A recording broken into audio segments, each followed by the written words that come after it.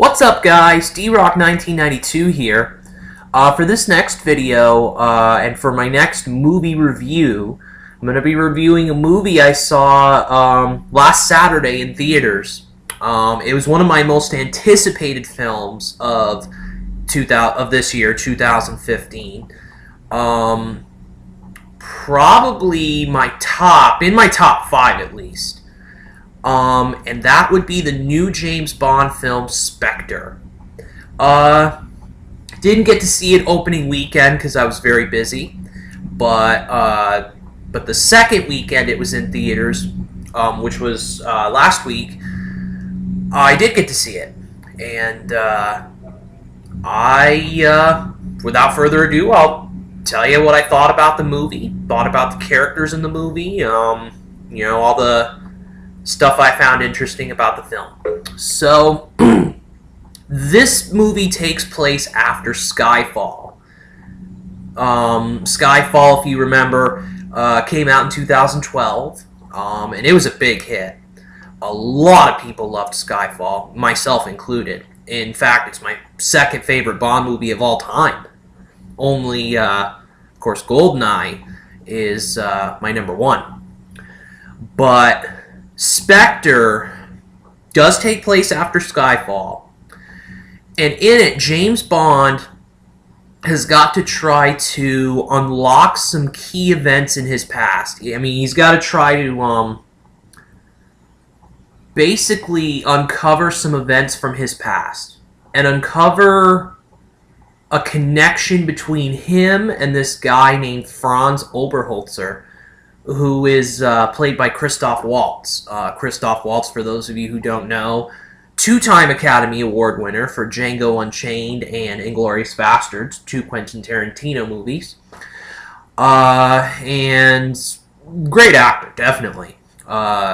He plays Franz Oberholzer, this businessman, a mysterious businessman with a past.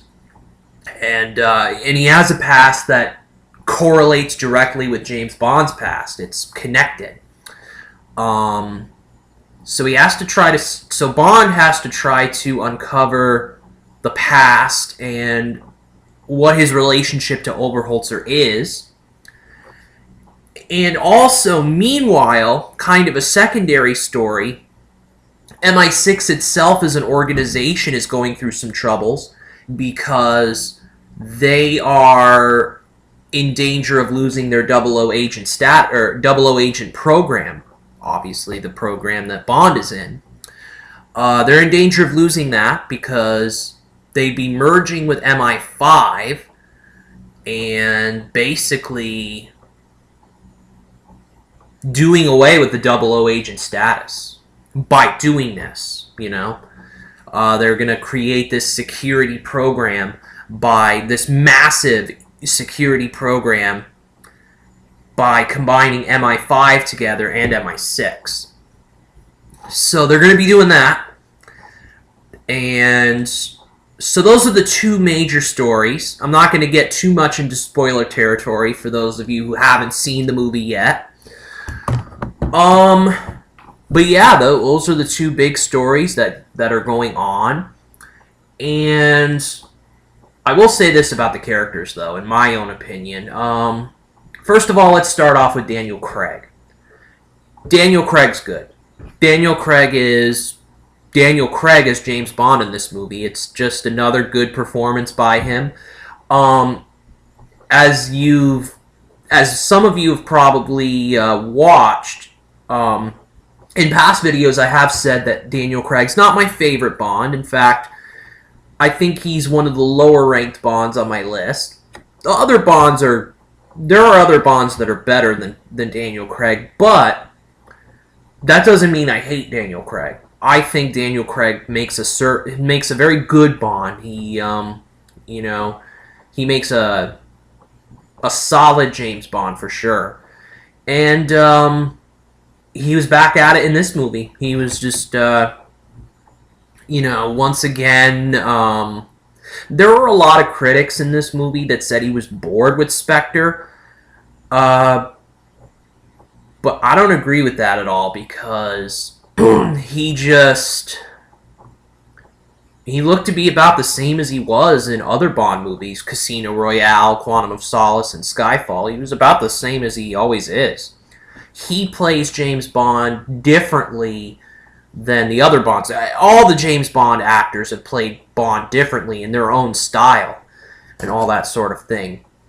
Daniel Craig's just following his own style, and it worked in Spectre.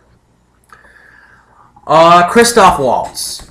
I cannot say enough about Christoph Waltz. This guy stole the show in Spectre. He was incredible. He was incredible as Franz Oberholzer. There's a big twist with him. There's a big time twist with him. And it's good. It really is good. It's something that I expected from his character. You expected it. But yeah, I mean, he stole the show. Christoph Waltz is a top acting talent today. He really is. I really liked his performance in Django Unchained. I think he gave a good performance in that movie. Even though he was in Horrible Bosses 2, even though he was used, he was the worst part of Horrible Bosses 2, but comedy, straight up comedy, isn't really what he does.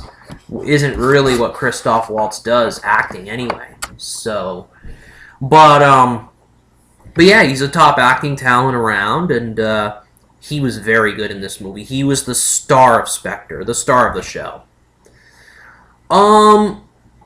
You had Lea Seydoux, who played Dr. Madeline Swan, somebody that is kind of connected to a former person in the Bond lore, in the Daniel Craig movies. Madeline Swan. Now, Lea Seydoux, I've heard a little bit about her. She's been in a few movies before. I've heard some good things about her. I thought she was pretty decent in Bond, as the Bond girl. She is the main Bond girl in this movie. I thought she was decent. She held her own against Daniel Craig. The chemistry between them was pretty solid. It wasn't anything spectacular to me, but it was solid enough. She's not the best Bond girl around. That would be Vesper Lynd in Casino Royale. I think she's the best. Played by Eva Green. But yeah, Lea Seydoux, she held her own in the movie. She was pretty good. Monica Bellucci played the widow of a man that Bond kills in the beginning of the movie. Monica Bellucci, I have to say, she was one of the negative highlights of this movie. Maybe it's just me, but I really didn't like her character that much. She was only in 2 scenes. She was only in 2 scenes in the movie anyway, so she had a short role. But it's like, for me, it was like, good. It's a good thing she was in just those 2 scenes, because to me, she just wasn't effective. She just wasn't a good actress in this movie. No, it just didn't click with me. Anyway, I think Monica Bellucci was one of the low points in this film. I also think that I think that Dave Bautista plays a hitman named Mr. Hinks. Mr. Hinks. Dave Bautista, for those of you who don't know, is a wrestler, making his way into acting. The best known movie he's been in is Guardians of the Galaxy that came out last year, and I just reviewed the movie. I thought Guardians of the Galaxy was awesome. But yeah, Dave Bautista plays Mr. Hinks. He is effective. Very effective as a henchman. I will say that he makes quite the first impression.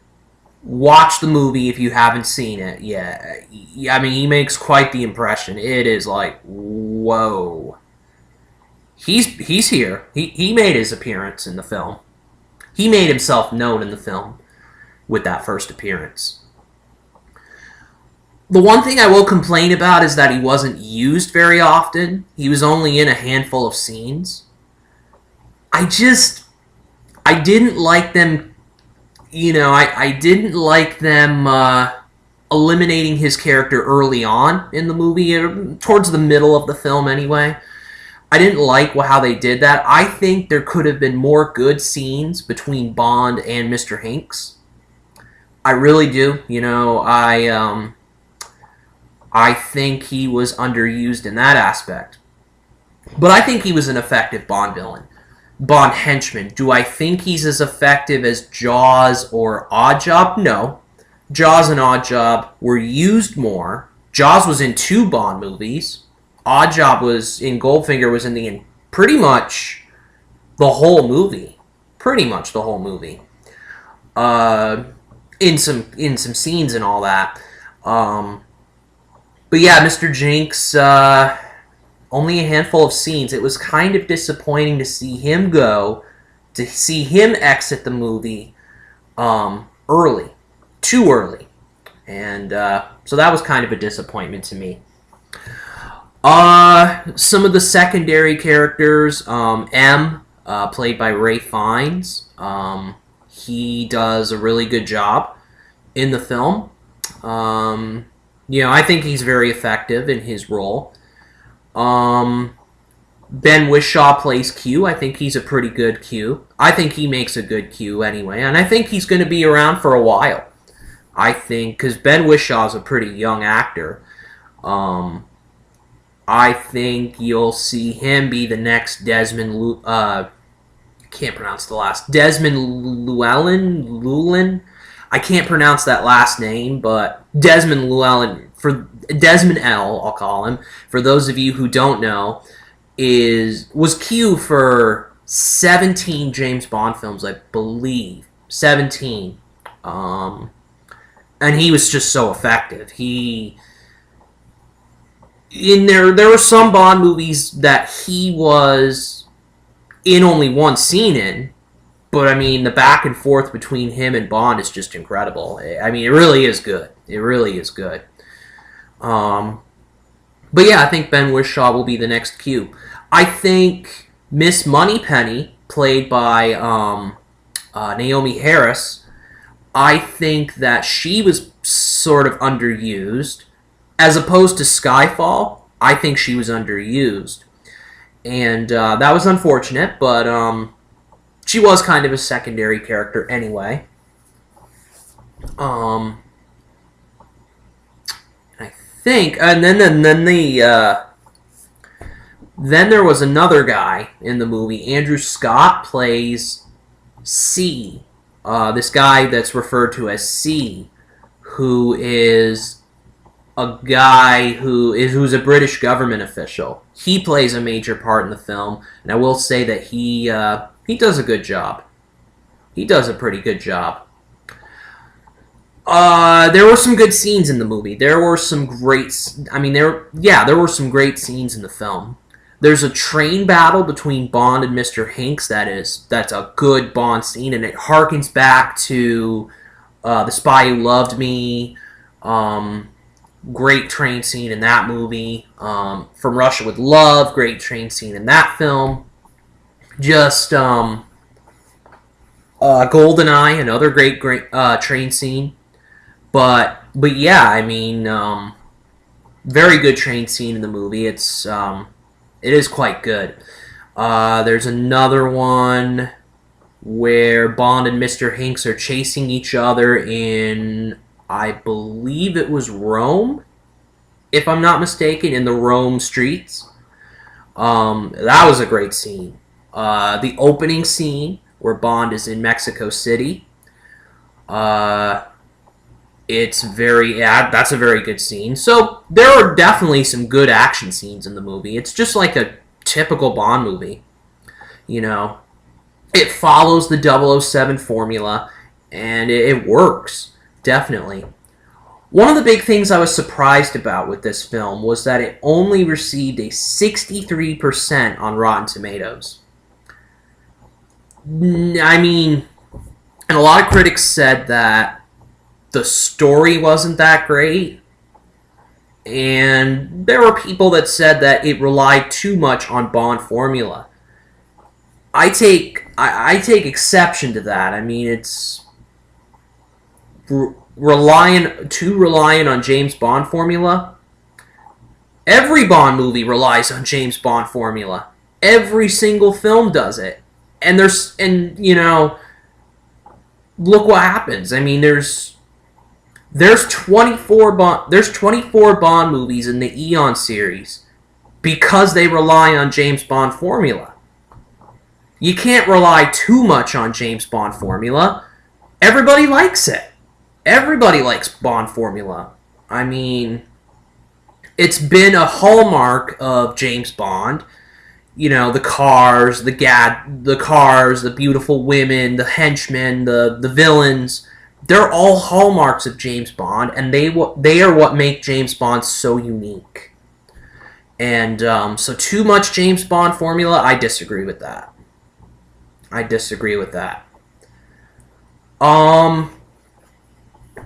The story, as for the story and all that, I think the story was well done. I really do. I think the movie was deep. I think it was intense. I think it's the most vulnerable that Daniel Craig has ever been as James Bond in a movie. I really do. You like to see that. You like to see James Bond not just be the debonair secret agent, classy and always quipping one-liners and all that. I don't want to see that all the time, at least. I don't want to see him like, oh, he's an invincible machine that can do no wrong. I want to see the little bit of vulnerability in him. I want to see that. I want to see him get vulnerable. Maybe him not sure what's happening next. That kind of thing. I want to see that. And I think we saw that. I think I saw that in Spectre enough to really like it, for sure. Overall, I give this movie a 4.5 out of 5 stars. I really liked some of the action scenes in this movie, like I said. Daniel Craig is good as ever in Bond. Christoph Waltz steals the show. Lea Seydoux is a solid Bond girl. Throw away Monica Bellucci and her character, and this movie would have been better, in my opinion, than a 4.5. And maybe put in Mr. Jinx a little longer. If he would have been put in a little longer in this movie, kept in the movie longer, it would have been better. I think it would have served better. But yeah, overall, this film is awesome. It's really good. It really is good.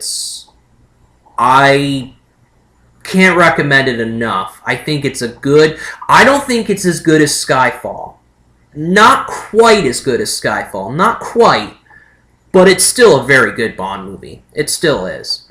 And I would absolutely recommend you go out there and see it in the theaters if you haven't already. I would absolutely recommend it. So that is it for my James Bond review on the James Bond movie Spectre. D-Rock 1992 out.